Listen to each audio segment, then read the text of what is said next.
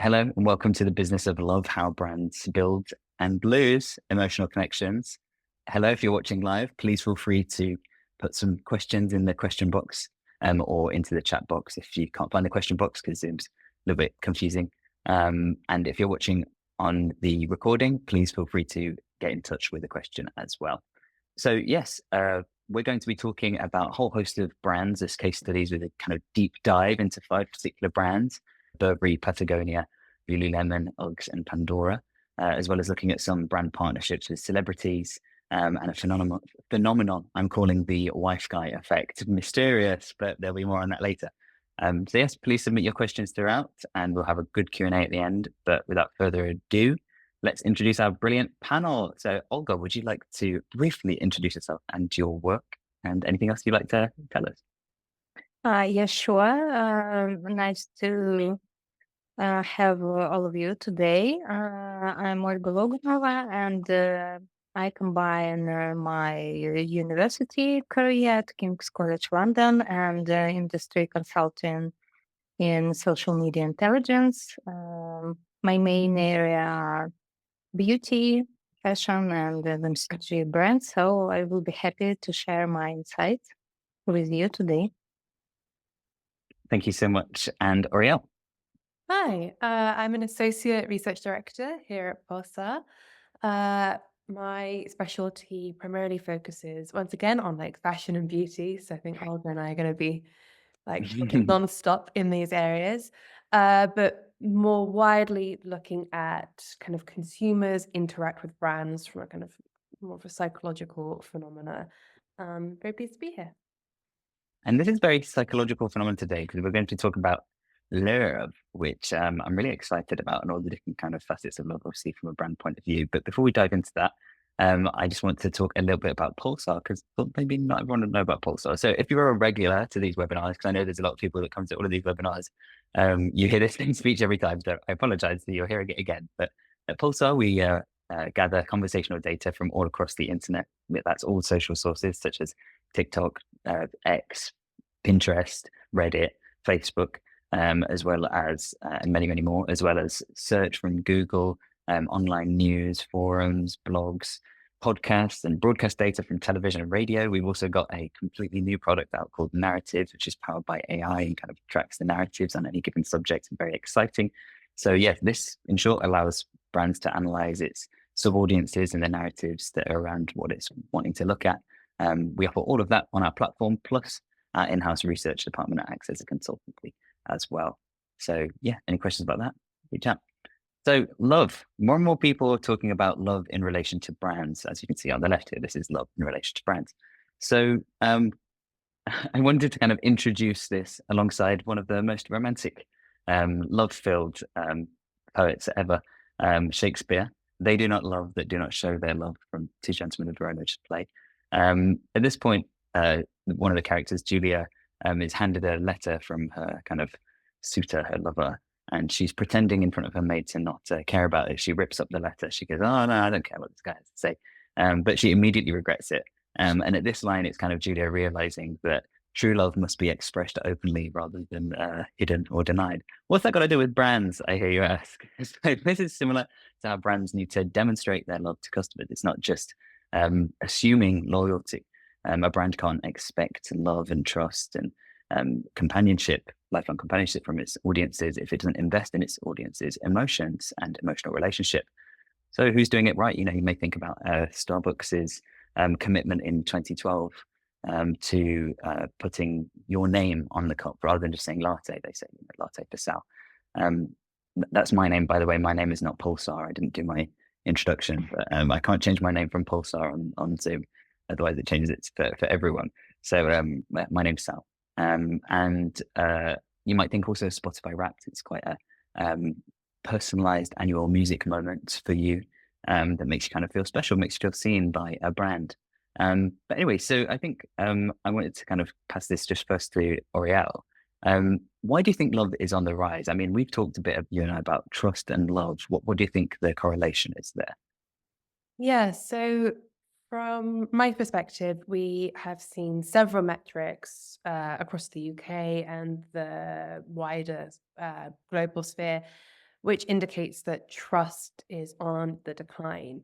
That appears across governmental trust, trust for these larger entities that have certain amounts of control over our lives, CEOs perhaps, or insurance companies, the LA fires, changing the insurances just prior to that event to make sure it wasn't covered.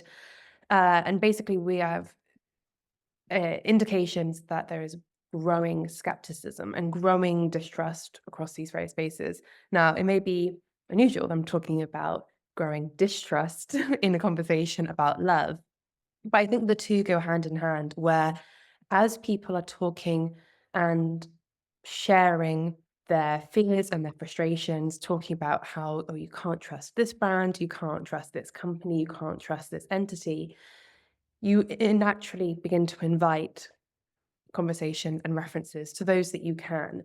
And in the space where distrust is growing, I think as a direct response, love will also grow.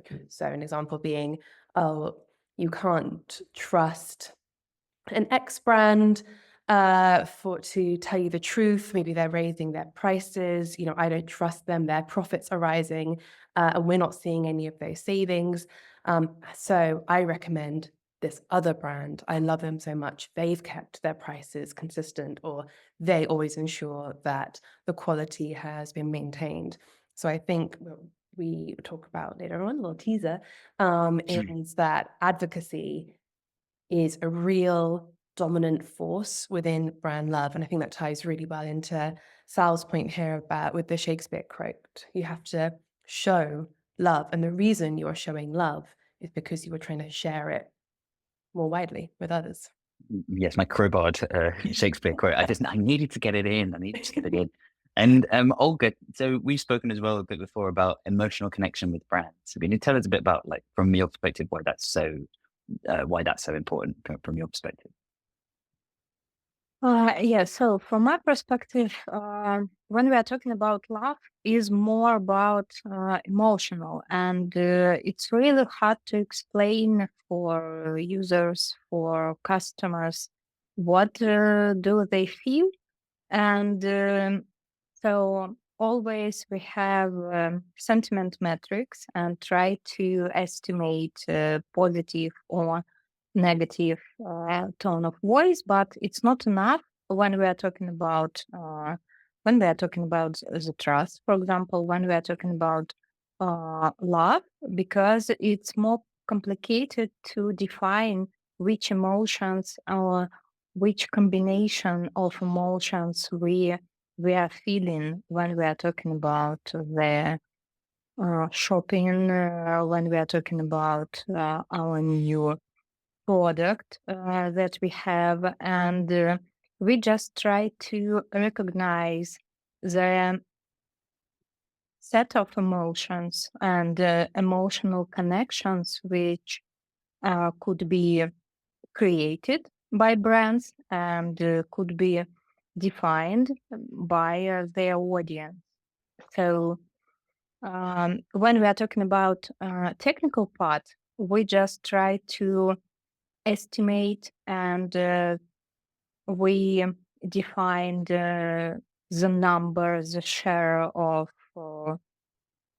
positive emotions, for example, but it's really important to underline what does the audience mean, because it could be the trust for the brand, for example, but at the same time, user couldn't agree with the leader, for example. So there are a lot of shadows of love, and we all try to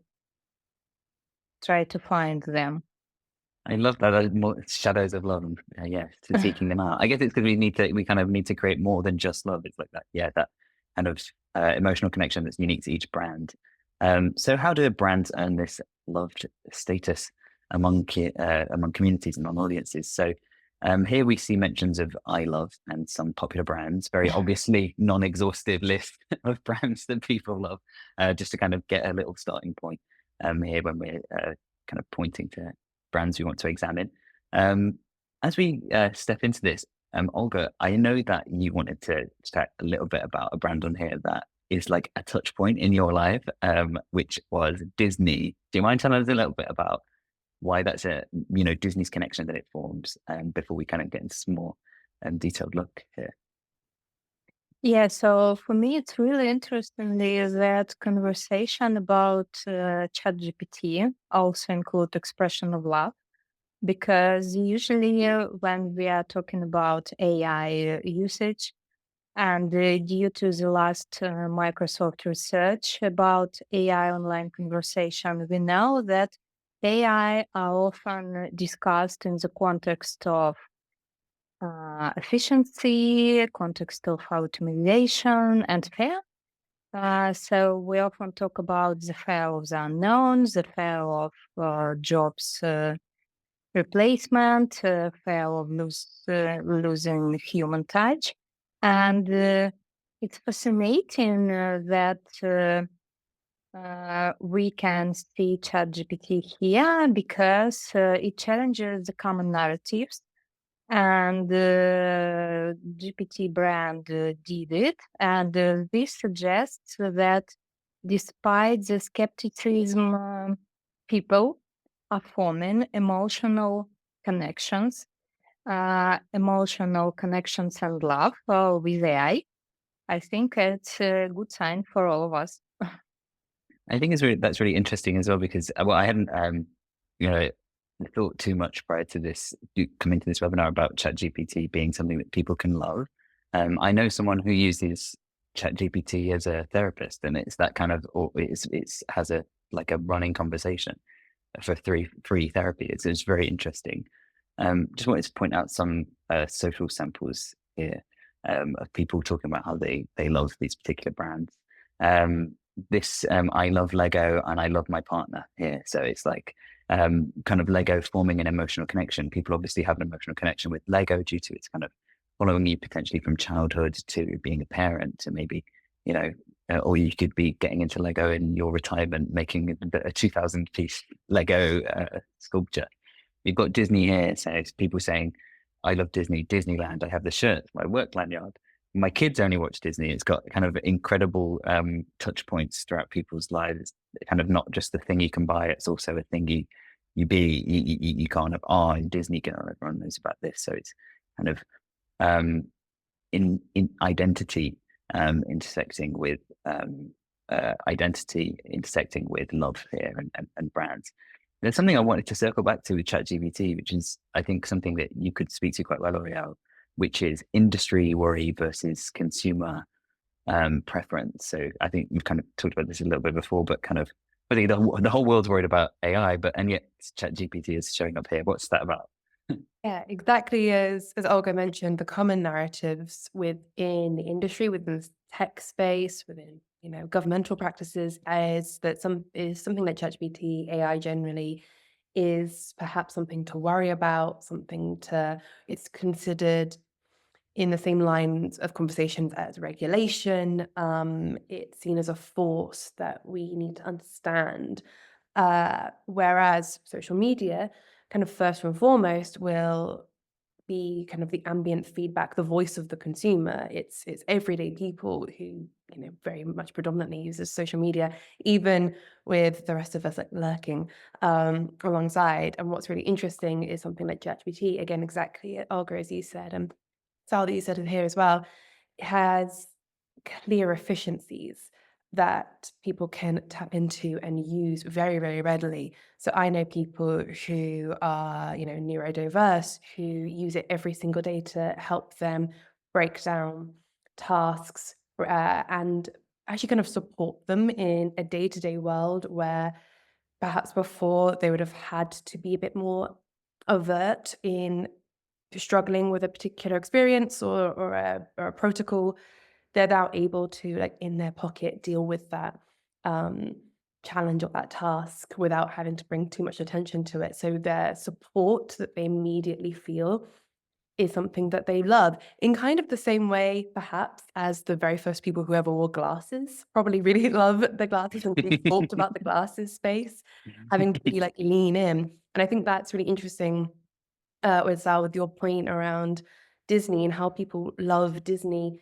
Yes, because of their products, and yes, because of their output, but it's because it like intersects with their identity and it gives them something more than just a thing to interact with, which is, I think, perhaps something we could say about Nike as well, or Nike. I don't know which side of the debate to fall on.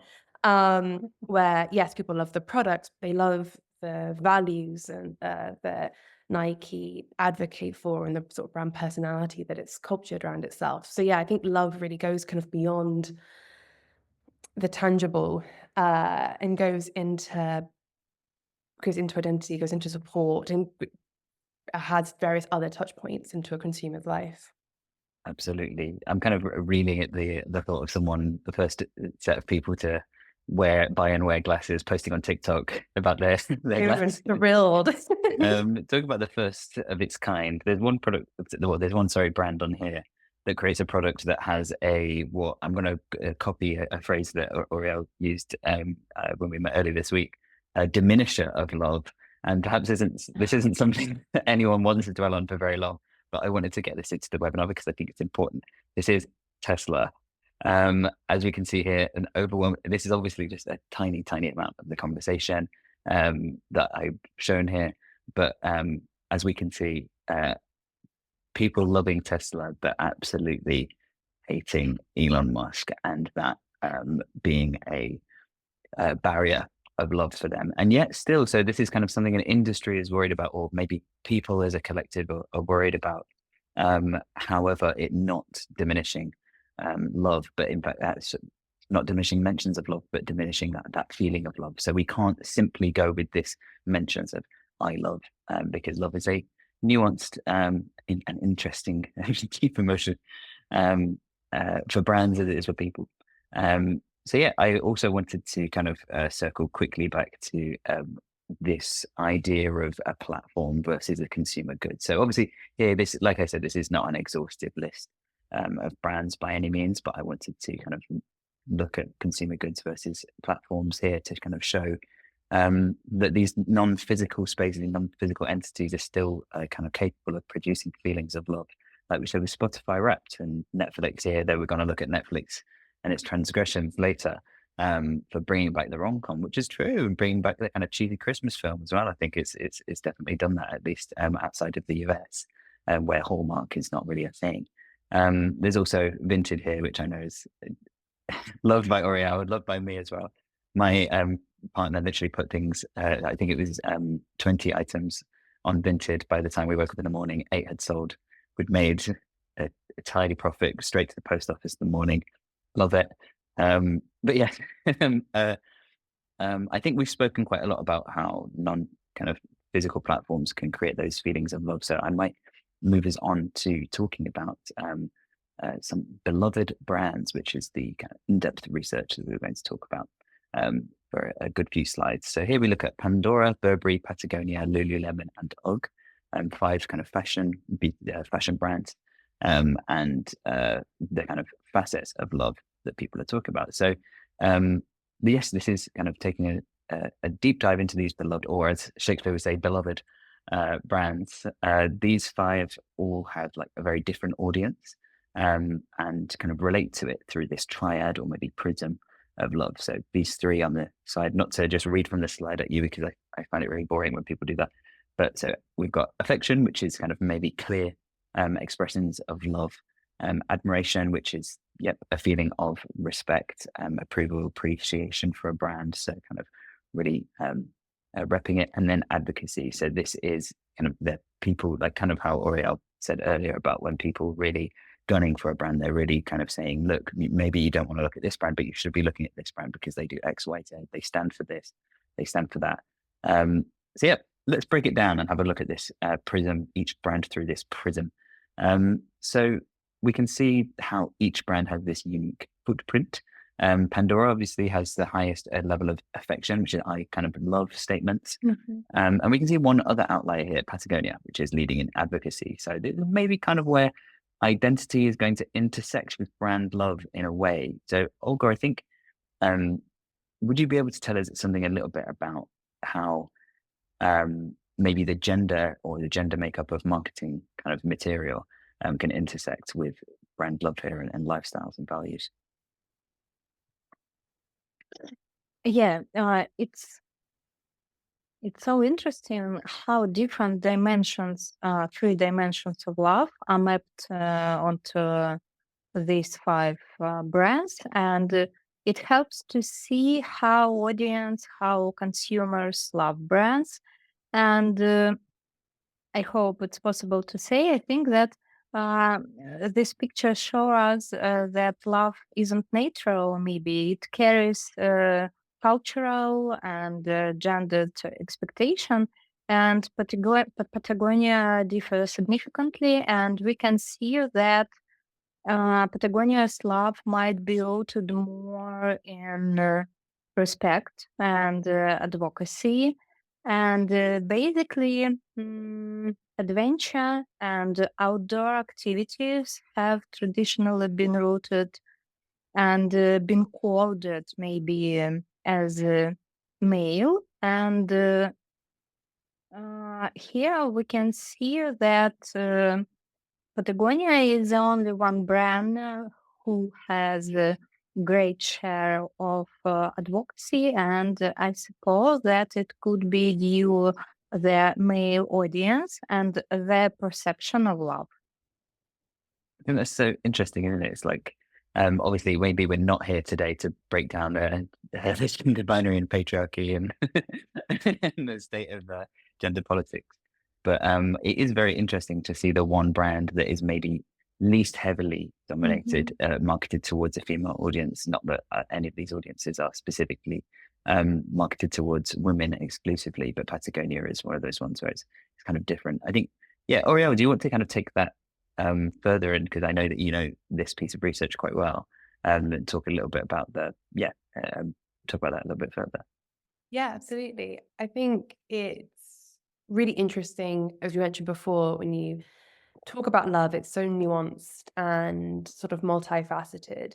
And I think that's why it's really important, first of all, to break that down exactly as we have done here into affection, admiration, advocacy, but also consider how those 3 pillars kind of lean on each other, especially within the online space. So what I mean by that is the online space does tend to be a little reactive, perhaps. Maybe one could even say fickle.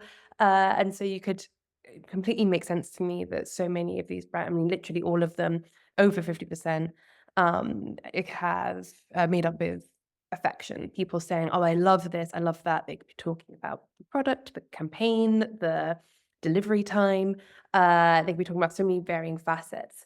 So I think when you want to measure something like brand love, which is something that is a growing metric within the space, it's really and being able to understand how these things can ladder up one on top of the other. So admiration being something about respecting an element of the offering of the service, something that you able to really talk about much more than just sort of through emotion, and how those 2 things could then potentially ladder up to advocacy. So it's not surprising that for most of these brands, advocacy is the smallest amount because it's our view that it is kind of the the tip of the iceberg of love. It's something that's a culminated of all these other facets, which makes, I think, Patagonia even more interesting. The fact that people are talking about it in a very effective space and then really then advocating for its quality, its values, its presence in the male lens, the male shopper.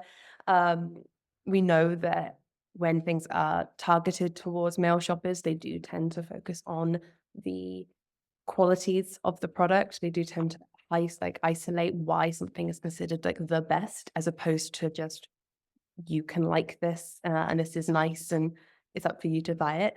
So I think it really displays a really kind of interesting behavior when looking at these 5 brands.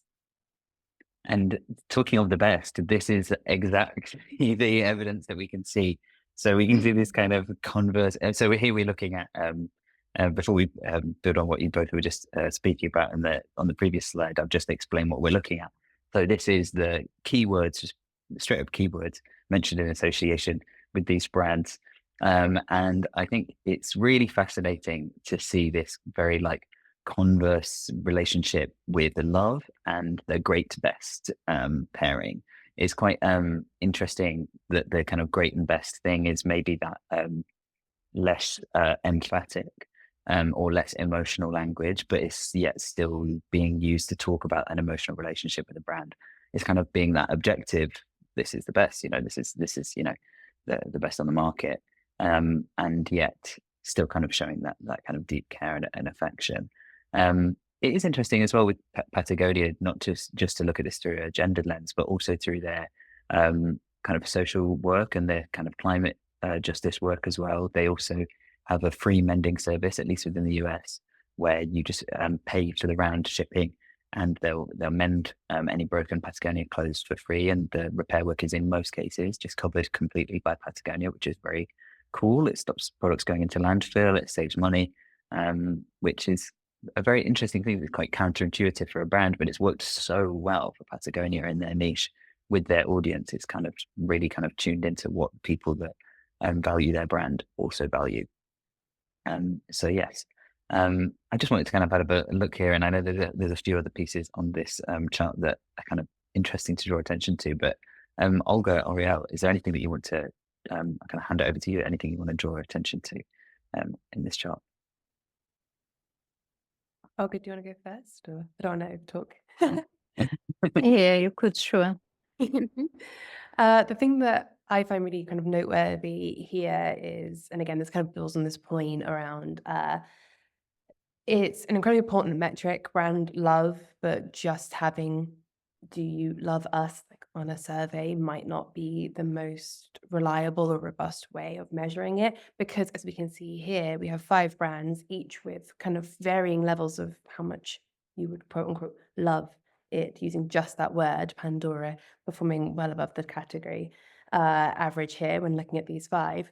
And I think it's really interesting when you look at these other terms. Sal, of course, has already talked about best. I'm quite interested in the term favorite, this idea that kind of 4 of the 5 have very sort of similar looking shares of voice when it comes to people saying that it is their favorite brand, despite also talking about how much they love it. And I think, again, so I'm going to be like a broken record, but this is this idea of taking something through to the point of advocacy and saying, yes, it's great, it's best, I love it, it's my favorite thing. This is something that I really would push forward. I've seen reports of people who are saying for perhaps nappy or diaper, depending on what time zone, what country people are listening, like a diaper brand, saying that this is my favorite diaper brand because it's great, because it doesn't leak, because it doesn't cause a rash. Like, I love it so much. It's so reliable. It's my favorite. You should go for it. So I think that's really interesting that when you see all these variations, Patagonia coming up kind of top of category for best, Pandora for the word love, UGG for the word obsessed, and yet favorite kind of comes very kind of consistently across these very well-loved brands. Yeah, that's something that I thought was really noteworthy when looking at this. That is really interesting because favorite is a word that you use to marry that advocacy. This is but rather than saying this is objectively the best, all you're saying is this is the one that I have an emotional relationship with. So you're Yeah. using your emotional relationship for advocacy, which is really interesting. Yeah, Olga, is there anything that you wanted to point out on here before we move on? Maybe I just like to add about Burberry, and it looks like that its language of love is more balanced between love and just the intention to be the best, the great one, or something like this. And just like to add that Burberry is a great example of the dialogue with their audience, especially including including young audience on TikTok, because Burberry is one of the leader in luxury niche. Burberry account has around 5 million followers on TikTok. For example, Prada has 2 million, and Chanel at least about 200,000. So it's a great reference, and maybe we could name it.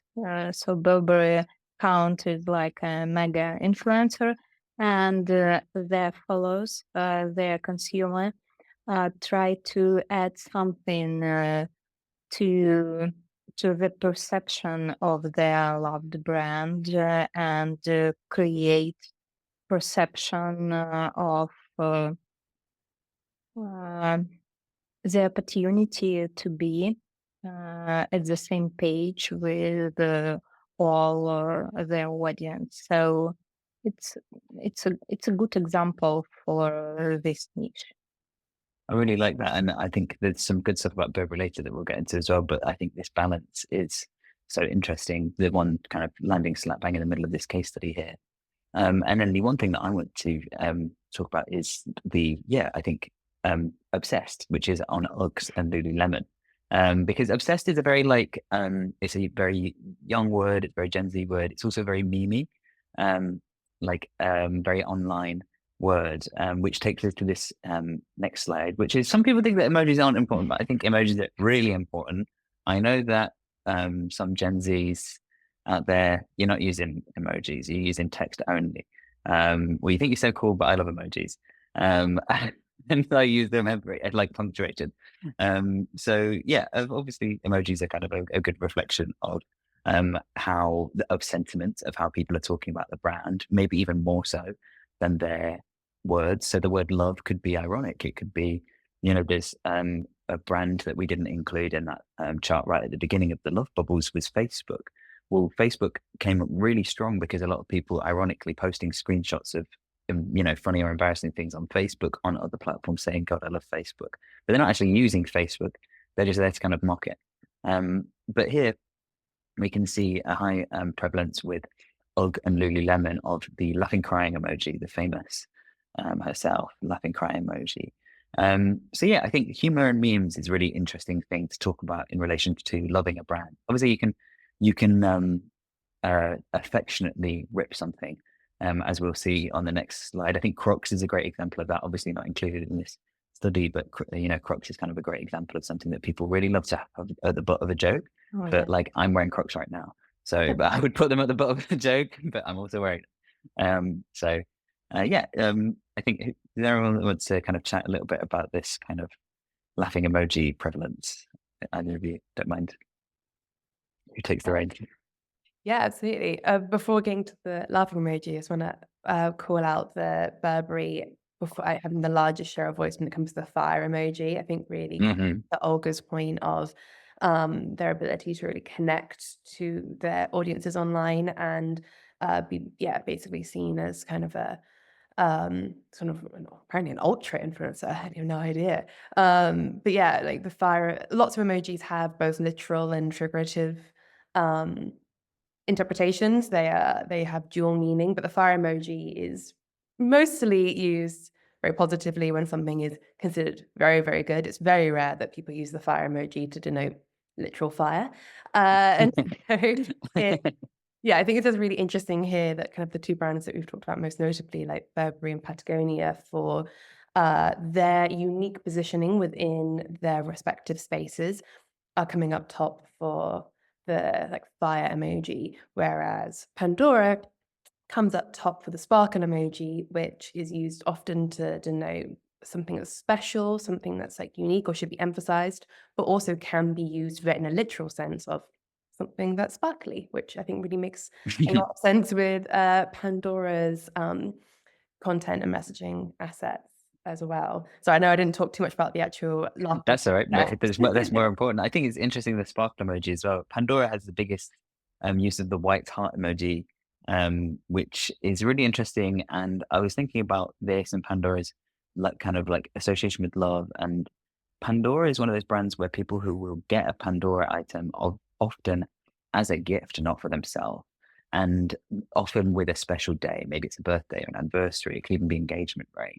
So it's like all those, those little charms that mean something. Maybe I remember, it was very popular when I was graduating school for everyone to get their like graduation Pandora charm, and I didn't get one. I had a good luck charm, but not a graduation charm. But the association with like key points of your life, key people in your life that you love. I think that maybe it helps the brand be seen as something that you love, the item that you've got from this brand because the person that you love gave it to you. So I think that the white love heart here, and obviously most of Pandora's jewelry being silver, also it's being used as a shorthand here. Something else I wanted to point out is that Patagonia has the lowest emoji, that this chart won't show, as the lowest emojis by far, because a lot of the chat is taking place on Reddit, where emoji use is not as prevalent as it is on more visual media. But yeah, Olga, is there anything on this chart that you want to point out, put our intention towards? Maybe just a short comment. I remember the research about the preference among emojis when we are talking about different countries, and I remember that the red heart was favorite for France and Italy. So maybe we could find some cultural insights as well here. That's so interesting. Yeah, well, with Burberry as well, especially Italy. And I think Yeah. what we'll do is we might move on for time because we've got loads to move through, and I'm chatting. If at any point, by the way, I seem like I'm going to speed us through something, it's because I'm looking at the clock and I want to make sure that we get to the Q&A. I can see some questions have rolled in. Please do pop any questions in the question box throughout. We will get to them all either live or sending you a follow-up afterwards. So yeah, please do pop in the chat. I know we've had some conversation in the chat as well, which is really fun. Will you be sharing the slides afterwards? We'll be sharing the recording with everyone, so we'll be able to grab the slides there. But if you want specific information about any of the slides, please just feel free to reach out to us. I can see your name there, so I'll be able to follow up as well with anything specific that you want. Brilliant. So moving on, just to have a little bit of a look at the actual ways that people are showing this kind of relationship with their brands. Olga, do you want to tell us a little bit about how important TikTok is in this conversation? Because I know that that's a bit of a research area for you. Yeah, so now it's I could name it my favorite digital platform, and I think that TikTok is really important when we're talking about love because it looks like an emotional amplifier.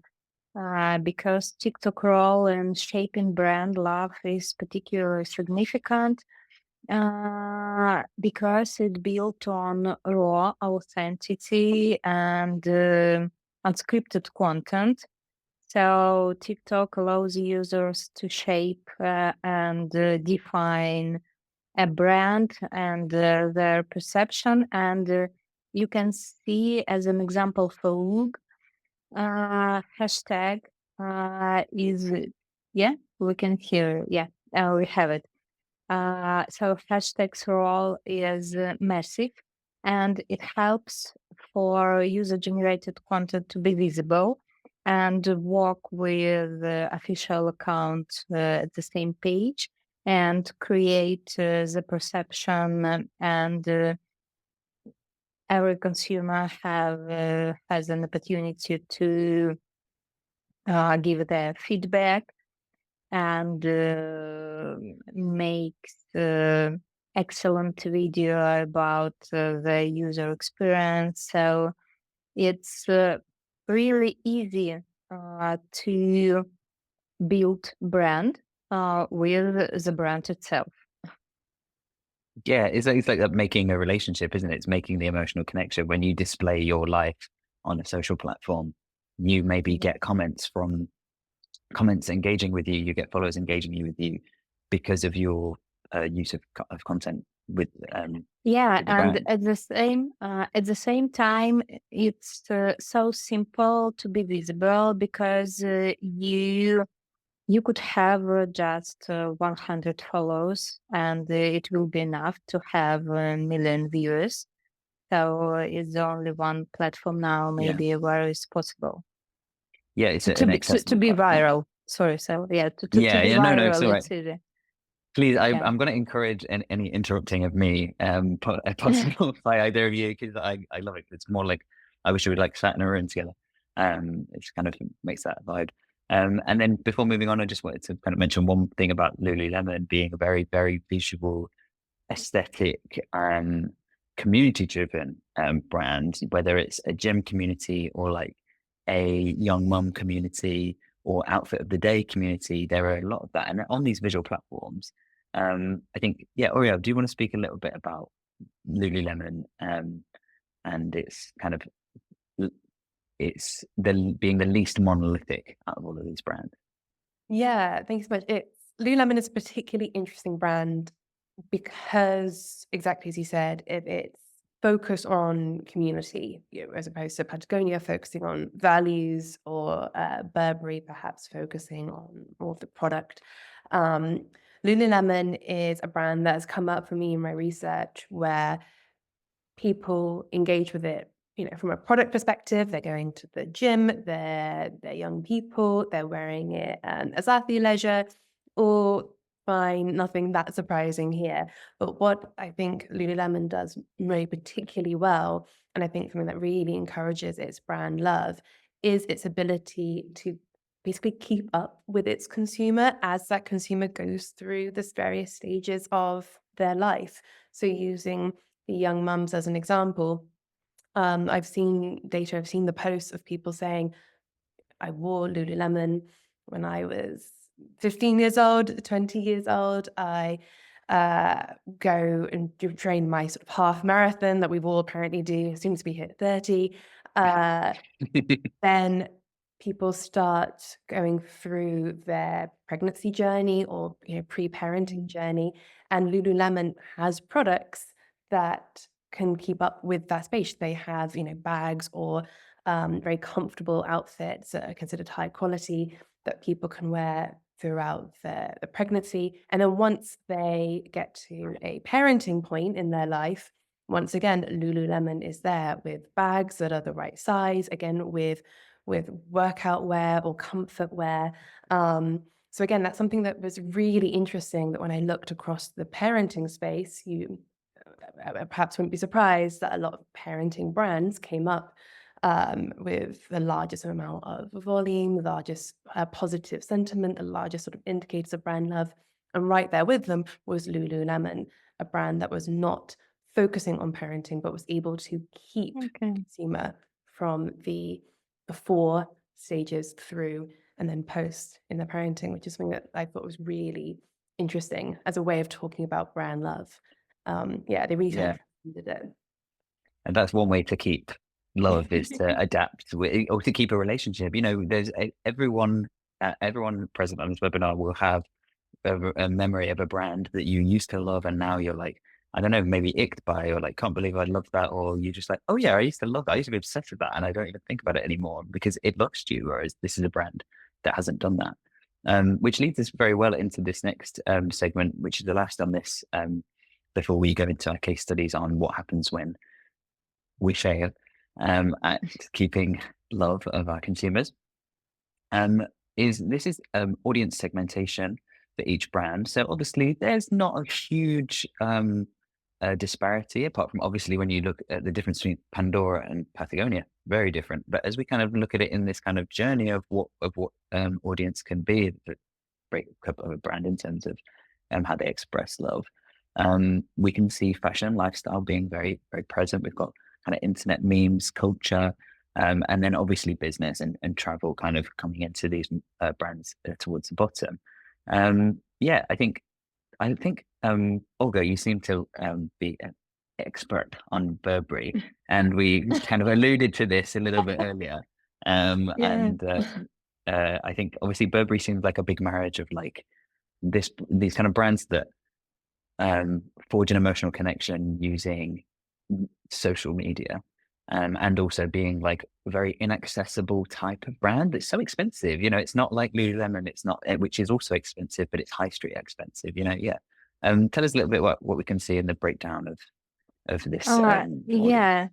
So I'd like to be a Burberry expert, so I should buy something Maybe if we say Burberry one enough day. times, we can get some free Burberry in the post. I think that's what we're trying. Yeah, so Burberry place in this conversation is interesting one because it's not just about luxury, it's not just about fashion. It's about how brands leverage fandom. And fandom in fashion, it's not just passive admiration. It's an active, maybe engaged relationship where consumer feel a sense of ownership over the brand legacy. And the community here is really important. Loyal system of loyalty, and the opportunity to be the person who are engaged with the brand. So it's real hard work from brand side, and Burberry did it really good. It sounds like they did. I mean, from what we can see here, I think something that's interesting about Burberry is they've got this like whole thing about fandom here. It's like quite a giant section of their audience. They've had collaborations with big K-pop stars, Yeah. such as like I think one of the biggest kind of Burberry K-pop stars is a guy called Yeonjun from Tomorrow by Together, who are a huge K-pop band. They've also got celebrity partnerships with like Adam Driver, who's obviously part of the Star Wars fandom. But also they've got some really unlikely collaborations that I absolutely love. People that you would not expect to be seeing. Well, maybe you would expect them to be in Burberry, but you wouldn't expect to be opening GQ magazine, seeing a double spread of Mary Berry, the original judge on Great British Bake Off, who recently did a collaboration with Burberry. I don't know whether there's the Mary Berry fandom across this audience here. But also, Cole Palmer, who's a Chelsea midfielder footballer who is not very synonymous with kind of aesthetics and beauty. He's a very down kind of anyone that's seen the kind of some viral posts from him knows that he's just all about football and nothing else. So not in the way of like he's very opposite to the David Beckham football archetype. And so they find these atypical people, atypical celebrities, and partner with them, which I think creates these quite niche and engaged audiences. Yeah, I think what I want to do now is to, for the sake of time, move on to talking about something that I want to call the wife guy danger zone. Trademark me, Sal Morton. So what is the wife guy danger zone? So earlier this week, I don't know if anyone, so I'm so sorry for anyone that's outside of the UK, but just know that this comes to a great tying up of an idea. So there's a boy band in the UK called McFly, and one of these band members who are now, well into their 30s, but were famous from when they were teens, has built his reputation. The whole band's kind of built their reputation on being family men, kind of wife guys, making a lot of content with their family, making a lot of content with in their couples and in their pairings.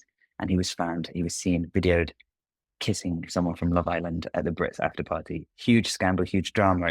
It kind of leads to these tweets which kind of blow up the internet. And in the same week, we see footballer Kyle Walker, who has cheated many times on many of your friends and his wife, cheat on his wife again. And it doesn't really make a sound. There's not people out here making a splash. Why am I talking about this in relation to brands? Well, there's also a very kind of, let's say, kind of take a step back to the world, kind of prolific case of the wife guy danger zone when Ned Fulmer from the BuzzFeed YouTube collective Try Guys built his brand on being a family man making videos with his wife and was found to be having an affair. This led to a cancelling of biblical proportions in the height of cancel culture 2022. And yeah, so why am I talking about this? I'm of course talking about Netflix, everyone's best friend who let us down That's how it goes. You know, they cancelled my favorite series. How dare they do that to me? Because Netflix is a brand predicated on love. Netflix started out as something that would send you a DVD to your house and you would send it back, kind of like a pen pal in a way. You had to send it back to them, and became Netflix and chill, so it's romantic as well. And in 2017, they said love is sharing a password. Well, in 2022, 23, they started rolling back on that promise, which led to, albeit temporary, but nevertheless real drop in quarterly growth, which I think is an interesting thing to look at. Yes, Oryelle. Sorry, I didn't interrupt you. I was just going to Please, say, I love the raised hand feature. Please use it. I just think this is such an interesting idea because throughout this presentation, we've been talking about brands kind of as if they're people, talking about loving them, talking about their personalities, their values, which is something which is certainly incredibly interesting. But this is connecting people, the wife guy most notably, to a brand and associating and talking about people as if they're brands. I remember the Ned Fulmer thing. That was huge. But we've seen it across spaces, right? Like Dave Grohl from the Foo Fighters has seen a mass change in his kind of public persona since coming out from cheating on his wife. John Mulaney, of course, had to go through again like a whole rebrand.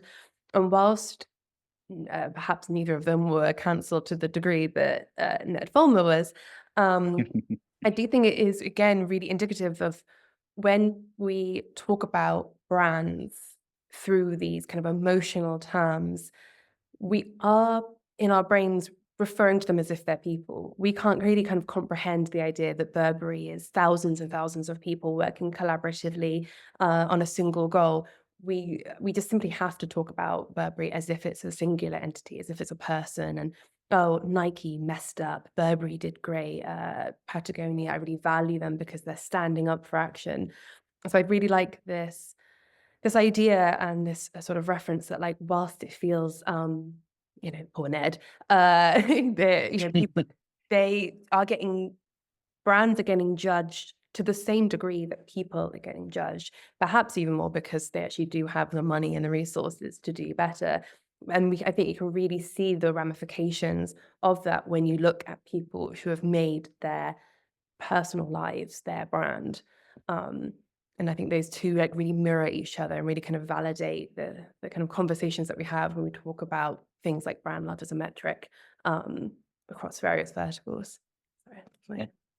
No, I think that's amazing, and exactly the kind of point that we're trying to show here, which is if you mess with that, if you tap into that personal relationship, as brands increasingly have to do, brands are increasingly going to have to create these personal relationships to stand out in a kind of, I mean, we've spoken a lot about like what you were saying about TikTok, Olga.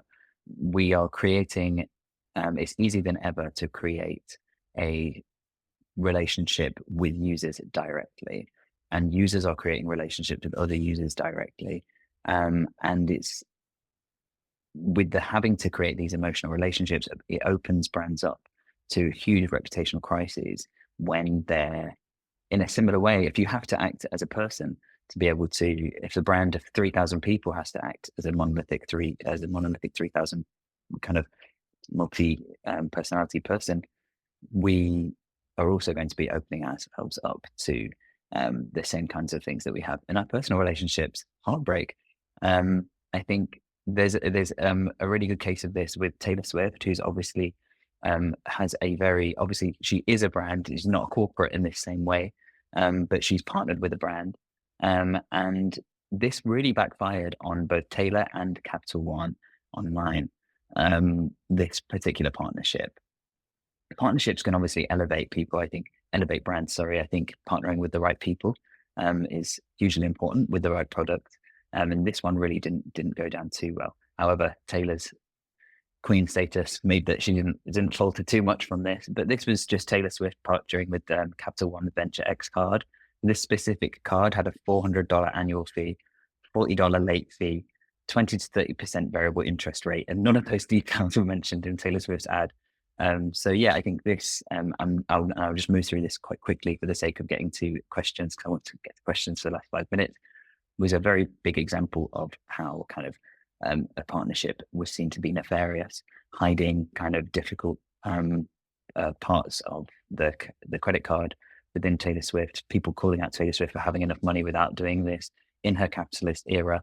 And then we look at, just to move us through quickly, Coco Gauff and Barilla, a long sponsorship that's no longer happening, but lasted a long time, as you can see. From when she was 15, she was being sponsored by pasta company Barilla. People here in these tweets on the left are showing love for Barilla and love for Coco Gauff at the same time. It is quite brilliant. And then they take that. I mean, 4 years later, after these kind of tweets, which are just two of many, we see, obviously it's a tennis pun as well. When I serve love, Barilla serves love. But that kind of fascination with love, and it absolutely works. And we see this in the comments on that Instagram post. People saying, that's my favorite pasta, queen of zero additives. This is something where a really unlikely partnership, unlike the unlikely partnership of Taylor Swift and Capital One. Taylor Swift did a credit card. What does that mean? We see a really kind of unlikely but cohesive kind of partnership. I really want to get to the questions because I want to talk about that. I think maybe one of the questions is about influencers anyway. I'll stop sharing my screen so everyone can see us. And if anyone wants to stay past the hour, please feel free, because we'll have a few more minutes answering questions, just as long as you're all right with that, Olga and Oryelle. Is that all right? We end up too long. I've got a question here. So we've had a couple of questions about whether the recording will be sent to you. It will. And look out for it. We'll be able to watch it back again and again and again. And if you have any questions that come up afterwards, please feel free to get in touch via those emails that you've been sent by us already. You'll have our contact details in there, and we'll get back to you directly. We've got a question here. I just wanted to know if there are any particular industries where emotional branding works better, or can any brand build this brand love with the right strategy? Yeah, I'm opening that to you too. From my perspective, fundamentally, I believe every brand has the option, every vertical has the ability to make emotional connections and use emotional branding. I think there are some verticals that feel more naturally inclined, and they're the ones with the archetypes kind of more associated to emotional facets to begin with. So, for example, the fashion verticals is often has denotations of the sophistication archetype, for example. Anything that connects to sophistication connects to the idea of pride, connects to the idea of like togetherness. And those things are already very emotional words. If you think about perfume again, or fragrance, these things are all able to connect to emotional branding because of how those products interact with that person's life. You wear a very beautiful dress on a first date, or maybe you wear a specific perfume to give your first presentation on a boardroom. Like, they have very explicit emotional opportunities to connect with you. But that to say, I do have several instances and several reports with clients who aren't in overtly emotional spaces that are able to use brand love and emotional branding. They have to lean a little bit more on admiration. They have to provide a service. They have to provide support. They have to connect with a different element. They have to be able to help. If you think about people who love a certain supermarket, say, or people who love, I mean, I dare say, but even a certain insurance company or a credit card, it's the reason they love it is because of what they are able to get out of it. And then if you're particularly smart, something like Amex, for example, you can then also connect emotional branding with the gamification of their perks, so that people are able to say, oh, I'll pay for this on this card, I'll get these points, I'll then be able to triple these points because of a perk or a relationship that these clients already have with each other. And then as a result, I get to go on an expensive holiday for significantly cheaper. I love this brand. I'm getting a very overt perk, and I have a very clear emotional kind of reward at the end of it. And I love the kind of gamification that I feel that I'm experiencing, even if it's entirely curated and predetermined. Preordained, yeah. Yeah. Um, I've got. I think we'll now. It's come up to the hour, but I think there's two more questions on here that I really want to ask, and one's kind of more aimed at Olga, one's more kind of aimed at Oryelle because it's about Pulsar, and you know it so well, better than me. But Olga, I was wondering if you could help answer this question. Burberry. So I think you've been kind of pegged as a Burberry expert, by the way. Give me a question about Burberry. Burberry was an early adopter of digital innovation in luxury. How is its focus on digital engagement, like you said about the social media campaigns? It's also done AR experiences. How has that strengthened its emotional connection with consumers? Oh, good question. Thank you all. Yeah, so I should say that from my perspective, the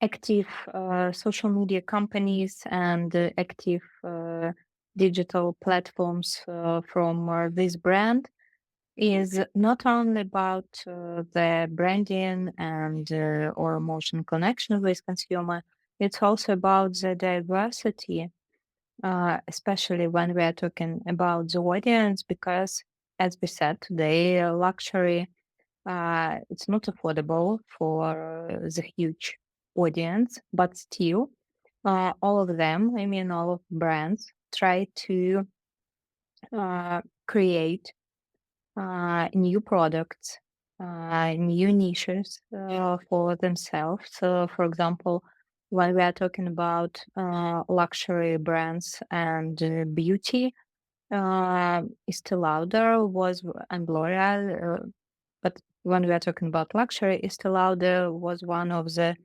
first company who began to create different beauty tech. I mean, beauty tools for skincare or something like this.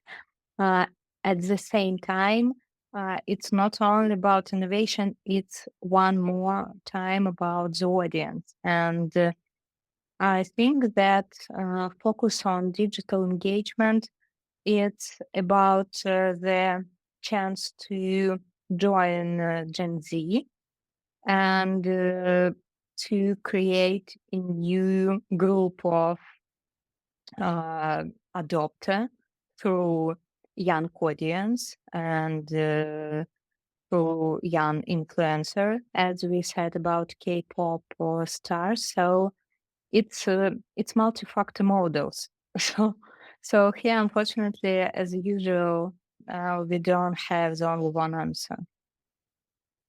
Thank you so much. I think it's very multifaceted the way that Burberry could help have created that emotional connection with their users. It's very interesting. We could have probably a whole webinar on just that. We're having even more questions coming whilst the questions are happening. I always love this, but I love it. I love it. I love it. I'm going to let me see. I think so we've got a question. So Jay Ramirez, if you're still on the line, we're coming to you shortly. There's a couple of questions about kind of Pulsar and product, and that I'll come to. But I think just lastly, because I think it'd be a good place to end on.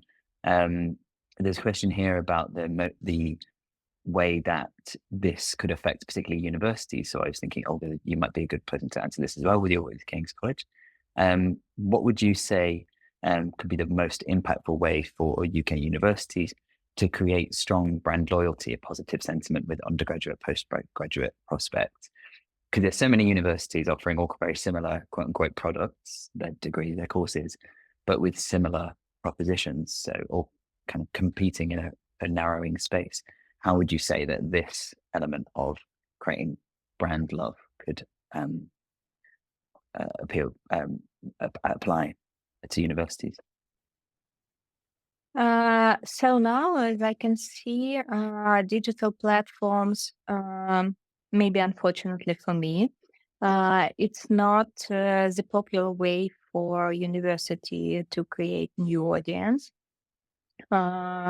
because especially UK university have strong brand, all of them, and its brand works outside the country, and it helps to gain a huge audience. But maybe we could and we should say about the quality of audience and quality of students who are going to join the university.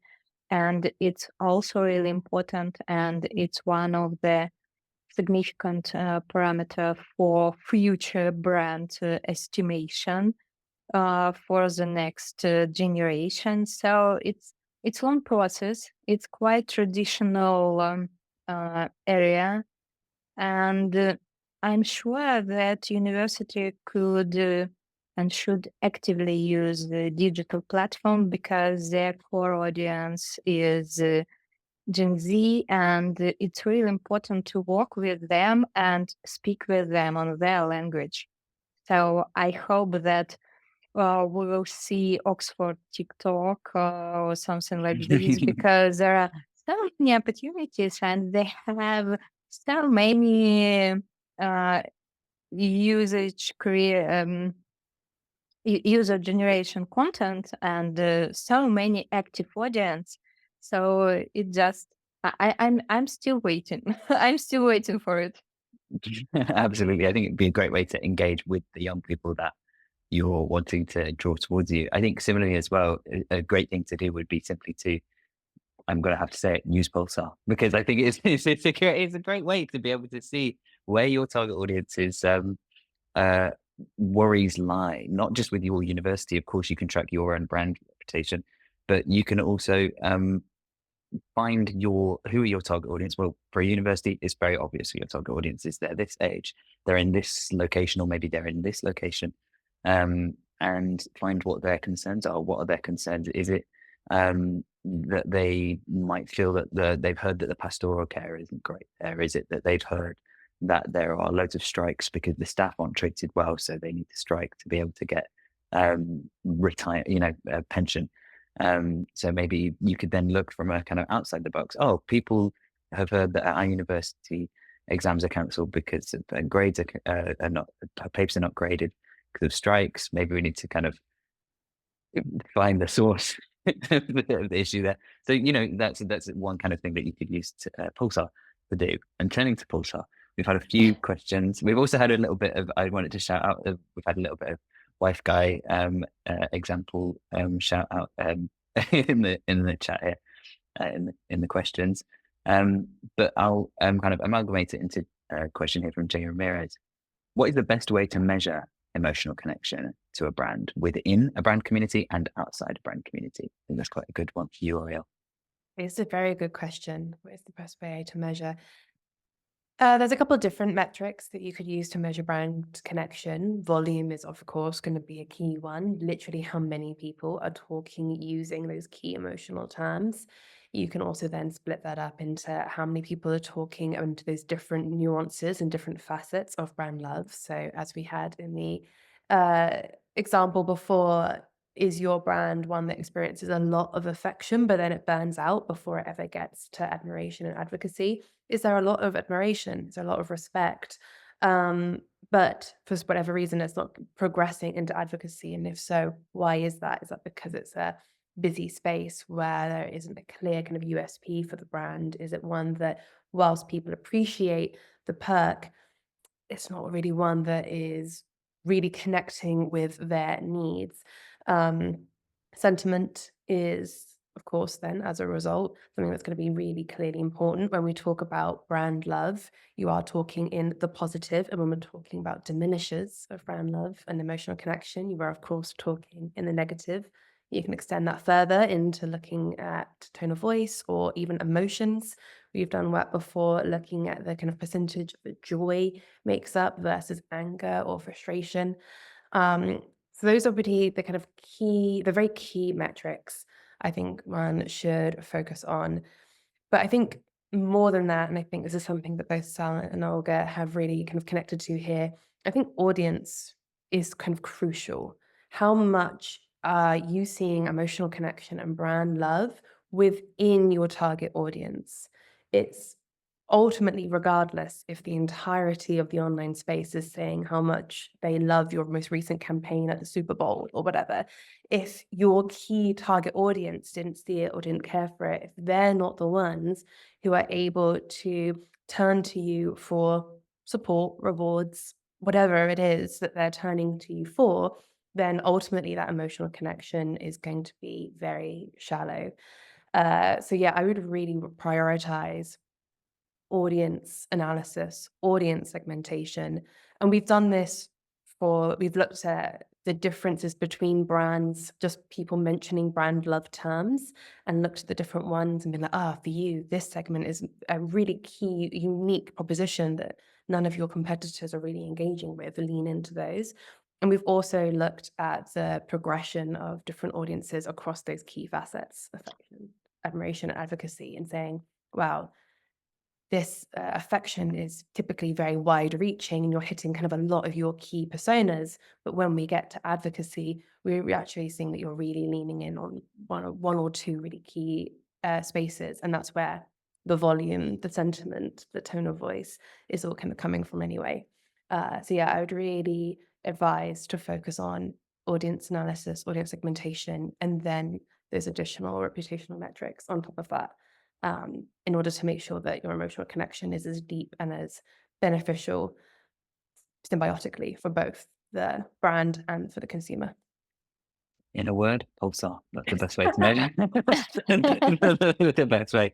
I think that's a good way to round it off. I really could sit here and chat to you both all day. It's been so interesting, so fun to be able to talk about something that I really like. It literally touches our lives, and hopefully is going some way to help people make some good choices about that as well.